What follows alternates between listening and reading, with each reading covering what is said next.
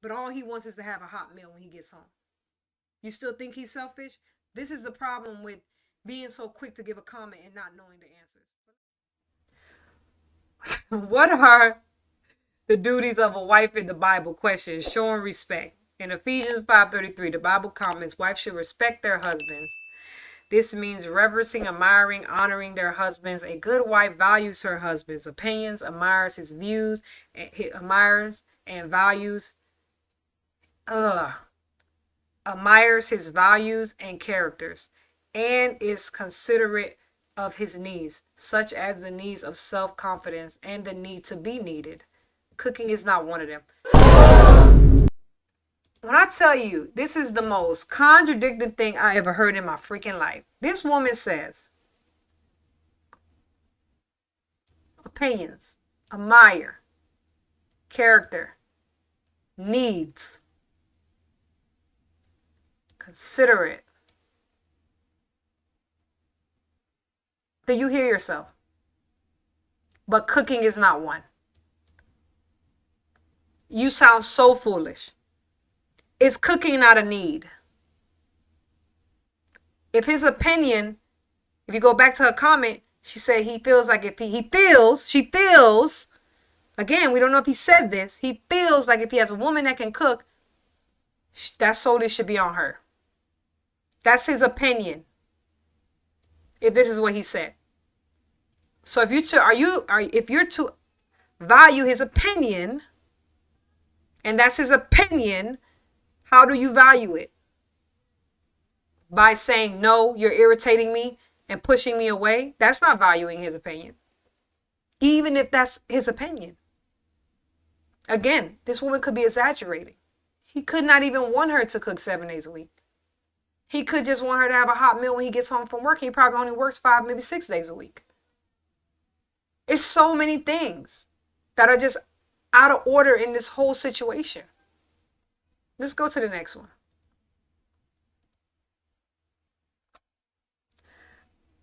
I don't, referring, I guess, to him, cooking. When I first got married, I cooked every day. I made his lunch in the morning every day. I ran his shower in the morning every day. He took all that for granted. We divorced and remarried 10 years later. If I want to cook, I do. If I don't, I don't. We are all capable of cooking. My kids are all in college and still live at home. I no longer bust my butt. Yes, I work and take care of my grandchildren and host workshops and everything else. Moms never get a break. Now, I got to be honest. This mom never get a break. This part right here, oh my goodness.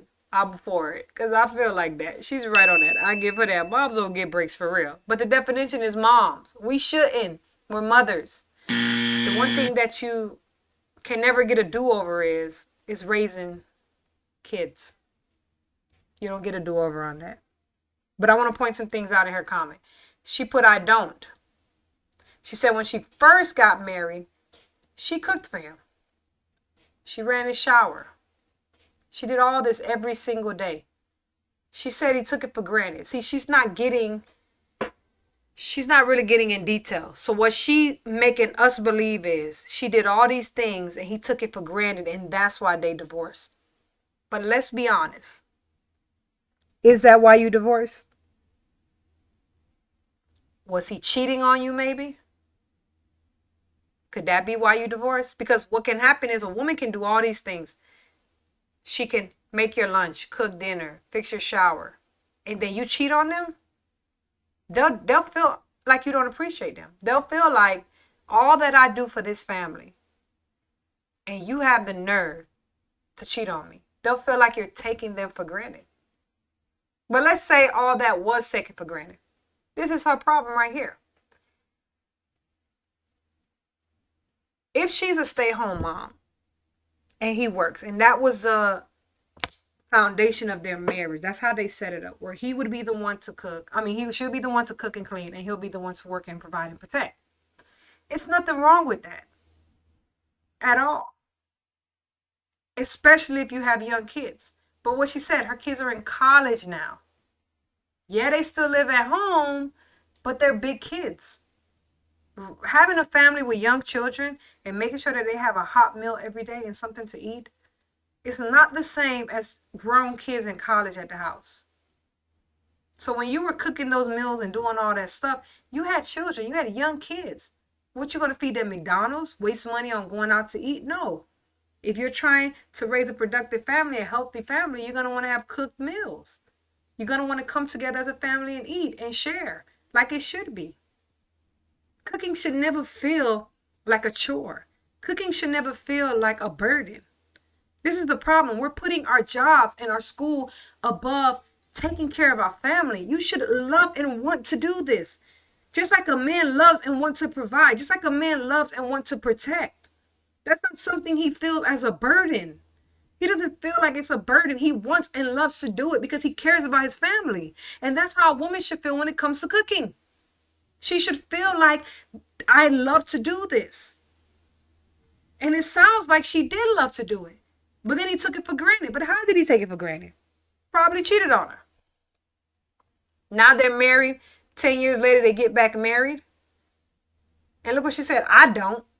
Saying it proud, too. Saying it proud. Like it's something to be proud of. Interesting. Of all the comments, and I'm probably going to end it here, this will be my best comment. Pray first. Then have an effective conversation with your husband. Set some boundaries. Revisit unrealistic expectations. Revamp other expectations. Resolve this situation before you get pushed away. May the Lord guide you with the right words, timing, location, and demeanor. Be blessed. I love this comment. This sister hit it on the head because you need to have an effective conversation, not an argument, an effective conversation. If it happened the way that you say it is, you're in school, you're running a business, you cook 3-4 days out of the week, and only, 3 maybe days out of the week you don't cook, and he's ungrateful and bitter and stressing you out and complaining, that you need to have an effective conversation. And if he's the husband that you marry, that loves you dearly, the person that you should have seen certain values and morals in him, he should understand it. Revisit unrealistic expectations. Because if her running her business and going to school is something that he knew and agreed upon, and they both decided to take this endeavor on, and knowing that it was going to somewhat affect, some things were going to get a little bit neglected, then he's unrealistically giving her an expectation that just doesn't make any sense. Resolve the situation. This is what the conversation is for, to resolve the situation. And you do all of this before you get pushed away. She says, I'm irritated and I'm getting pushed away. So now even trying to have a conversation at this point is going to be difficult because you're upset. You're in your feelings and you're emotional. And this is why she said the timing is important. You can't be sitting there all angry and y'all already arguing. Y'all in a bad place. Your demeanor is just like, leave me alone. The right words. Calling someone an immature little man. Those aren't the right words you use in trying to repair a marriage. That's crazy. And this is the advice that women are giving other women, not even knowing the whole situation. So I have to say, this sister right here, yes, this sister right here, she's the bomb. I respect that. I respect what she said. It makes a lot of sense, especially since you don't know the whole situation. So I want to close out with this. I want to say that when you want to have a successful marriage, you need to establish certain boundaries. We all have a role to play in the family, husband, wife, and children. And we all must play our position right in order for the family to be ran in a proper way. We expect our husbands to be providers. We expect them to protect us, and we expect them to guide us. That's what we expect. And we give them no room for mess up. Because if they do, it won't be good for the family. If they're not able to provide, it's bad. If they're not able to protect, it's really not good. And if they're not able to lead us in the right direction, it could be detrimental to our whole foundation of living. So their roles are very important. And we expect them to do it, and we do not give them any room to wiggle out of it. And as women, as mothers, we have a role as well. We have a role to support our husbands. We have a role to make sure our children are getting the right nutrients every day, not 3-4 days out of the week. Make sure they have the right foods every day. If you look in America where I live, so many people are overweight, and it's really sad. It makes you wonder, are they getting healthy, good cooked meals every day like they should? And we should be proud to do that for our children. We should not feel cooking for our husband and our children is a burden. It's stressful because I got school and I got my business. Those things are secondary when you get married. If that's what you wanted to do, then you should have just stayed over there. You shouldn't even have got married. When you get with these people and you decide to start a family, it's important that you talk about these things. Don't jump into a relationship and not knowing what this man's expectations are and what your expectations are for him. Because once you're in this thing, there's no pulling back.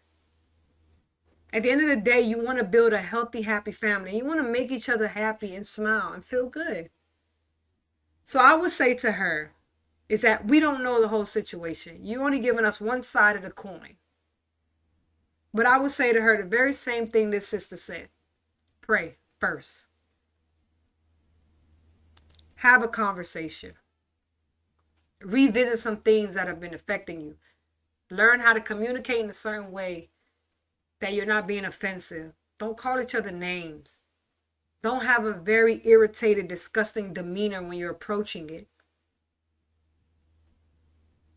And don't allow yourself to be pushed away so far that even if he tries to bring you back and find some common ground, you're just so far gone that you don't want to hear anything he has to say.